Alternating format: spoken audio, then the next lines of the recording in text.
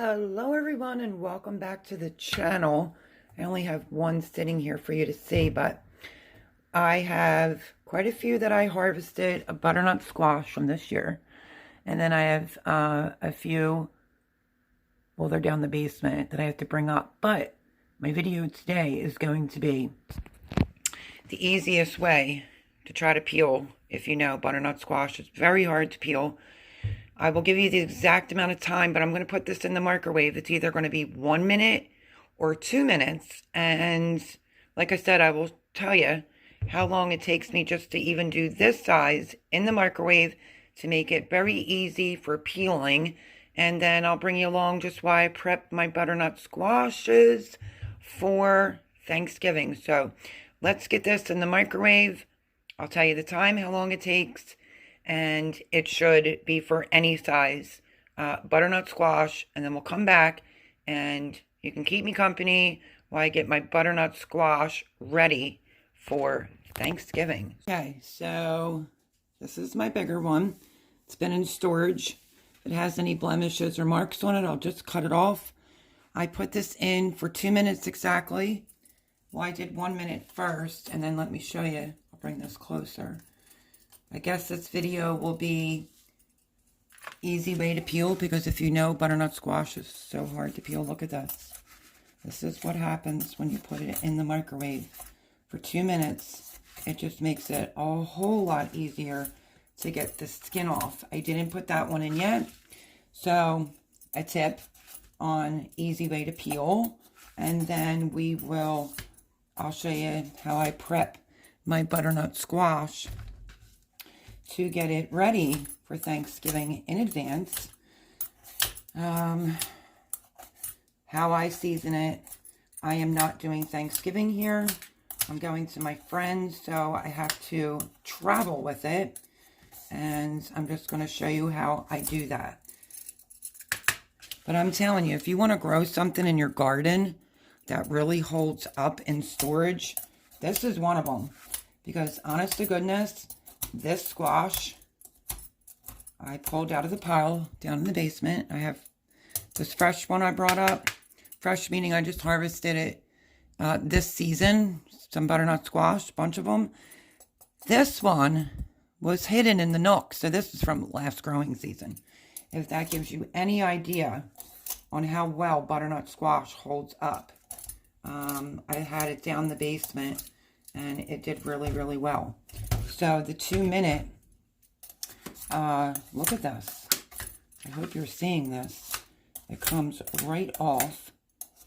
But if you were just to peel it without microwaving it, it's a whole project. And I think that's why a lot of people don't want to use butternut squash, honestly. And you can just take your peeler through it a little bit more till you see the yellowish golden color shine through. Look at that gorgeousness. Nothing wrong with this butternut squash at all. And this is going to be one of the side vegetables. So the peels come off really easy. I'll take the bottom off. See if I missed any peel. And I'll cut the top off. So that absolutely works like a charm. I forget where I saw that. I either read it on Google or I saw it on a YouTube video. There is one little spot right there, which is not bad, that I'm cutting that whole thing off anyway. The chickens will get all the scraps, so they're going to love it. And I'm going to take this one, and I'm going to do the same thing to it.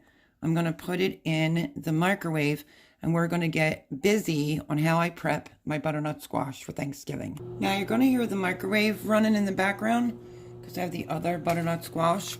I wasn't sure if the chickens could have the skins, so I just disposed of them. I'm going to have to use Jean's knives. If you've heard me before, they're not very sharp. But the inners, look how easy that cuts. The inners I will be giving to the chickens. Now this other one, I only did it for a minute as an experiment, just to show you. Yep, definitely is 2 minutes for any butternut squash in your microwave. So for any size, put that back on a minute. I'm going to put this in my scrap bowl. Chickens will love it. And I'm going to cut this down the middle. Okay, so the microwave's just stopping with the little one. I want to show you this. You see this white? That's only because it went into the microwave. It doesn't damage the butternut squash. You don't want to watch this boring part, but you just scrape it with a spoon like you would a pumpkin. And you just scrape it all out. So this little white stringy stuff, it's just that the microwave was starting to cook the seeds, the inner part. But it doesn't do any damage to your butternut squash. Just, you know how to do a pumpkin. Scraping the innards out. And this is going to go to the chickens, because all squash pumpkins is a natural dewormer. So they will get a lovely treat today. And I'm not going to bore you any further. I'm going to clean out the both of these, then we'll cut the next one. Okay, so it took me a hot minute just to do half. And I'm using this bowl for the scraps. Let's get out the other one and peel some of it with you. This is an awkward size. Actually, it's a little bit warm. So.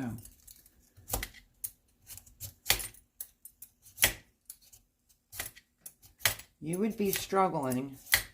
Look at that beautiful color. It's very easy to grow butternut squash. So peeling it has always been a pain. And that's just a trick that I found. You can also use your peeler this way. Hopefully my arm's not in the way. Peel it, and it just comes off in full strips. So, I'm going to go back to peeling this, and I will bring you back once I have everything all clean, cut, de-seed it, all that fun stuff. And when we go to cut it up and how I'm going to season it, I will bring you back for that. Since I didn't show you how I cut through the other one, once you cut the bottom and the top off, it's really easy to go right through it. So, look at that goodness. Okay, let me go to cleaning this out. Okay, I didn't clean out the other half of the big one. I just have this one done. And I have the littler one done. So let me show you how I'm going to do this. I'll go down the middle. You don't want it real small. At least I don't make mine real small. If you're going to make soup, that's a little bit different. You could go down the middle again. And then I'm just going to chunk it to pretty decent sized pieces.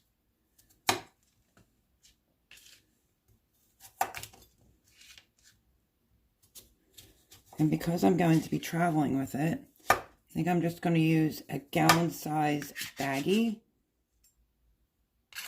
to put it in.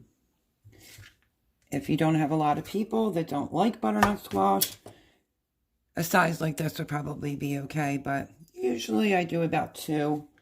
If it's really big, I'll just do 1. Sometimes we mix it with the Brussels sprouts, but 99% of the time I do not. I cook this on the side, and I will show you why in a second.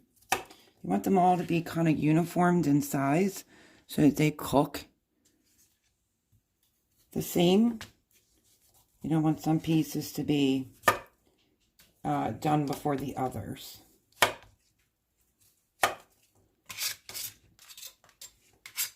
Gorgeous, right? Okay. I'm going to get a gallon-sized baggie ready.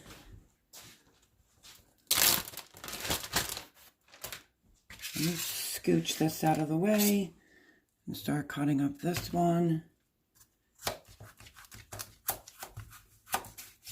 The color is slightly not as bright. I could have scraped that a little bit more, but you see the color? It's identically the same, and this one was stored longer.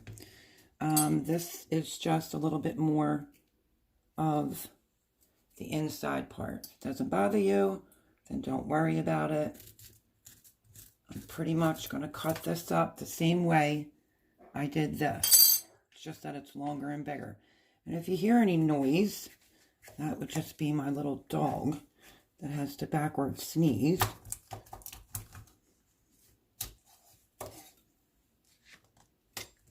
Move this out of the way. And we're just going to cube it up. I'm going to judge by how much I have here. If I need that whole other half. If I don't need the other half, well, might be a treat for the chickens. Or I'll just cube it. You can blanch it and freeze it. Okay, let's get this part here done. And then I will show you how I season this. And this will actually be sitting in what I'm going to season it with. So it will take on the flavor. It will be delicious. You can do this in advance. Like I said, if you want to freeze it, I would blanch it first for a few minutes. Maybe 2 to 3 minutes to blanch butternut squash. Let it drain on some paper towels. And then flash freeze it quickly. And then put it, either vacuum seal it, which is a great idea. Or use a Ziploc baggie. If you flash freeze it, then all the pieces won't stick together. So, I think that's a pretty good amount of butternut squash. So let me show you just what I'm going to do so I don't make this video too long. Wish you guys are hanging out with me, and I love that. So yeah, if you have a garden, maybe consider growing some butternut squash. Like I said, it stores really well, extremely well. So does meat squash. I can vouch for that. It lasted for a year and a few months. So, but I'm going to just put this in the baggie. I'm not sure if my younger son is coming. Depends on his work. But I'm trying to judge from the things that I'm making. I don't want to overdo it, but you never want to underdo it.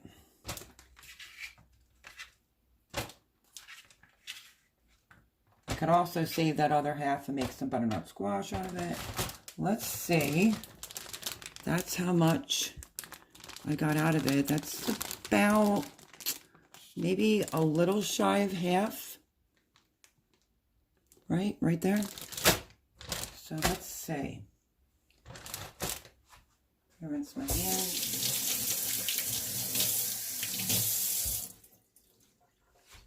And this will be the prep done for the butternut squash. You could do the same thing with your Brussels sprouts.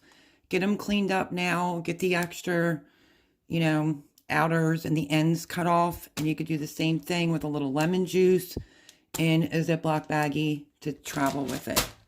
I'm just trying to decide if I want to do the other one or not. Let me just stop procrastinating and scoop out the other half.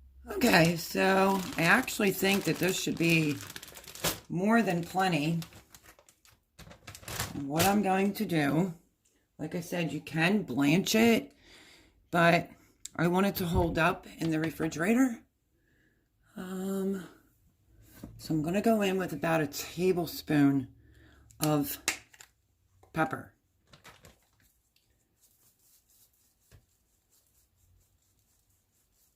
Just like so. Let me bring this closer, make sure you can see. And then I'm going to go in with a little bit of my kosher salt.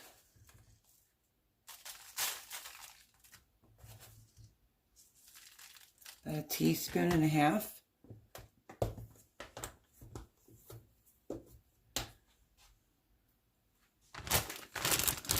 And then we'll be able to mix it all inside the bag. But use 100% pure maple syrup. It's going to also go in there with Let me get a cup. I will show you.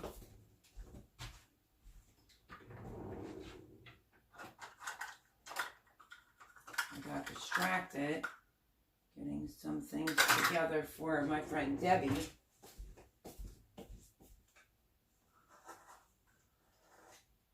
Okay, let me grab this.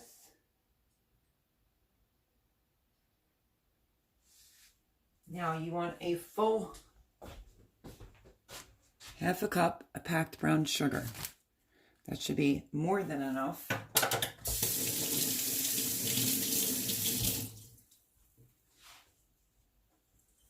And then we're going to go in with some maple syrup. I would say, let me rinse this out. We'll just reuse the measuring cup. Because this is a half. Like I said, this is 100% pure Canadian maple syrup. And we're going to go right in with the syrup. Get all that goodness out of there. Basically, what I'm now going to do is try to let out as much air as possible. Lock up the baggie. You can also put thyme in here, and then you just want to get it all mixed in. Get the brown sugar mixed. You want every piece to be fully coated. Sorry if I'm making a bunch of racket, but I am using a freezer bag, gallon size. Look it over, and you should be able to judge whether or not you need more brown sugar or not. And I don't think I do.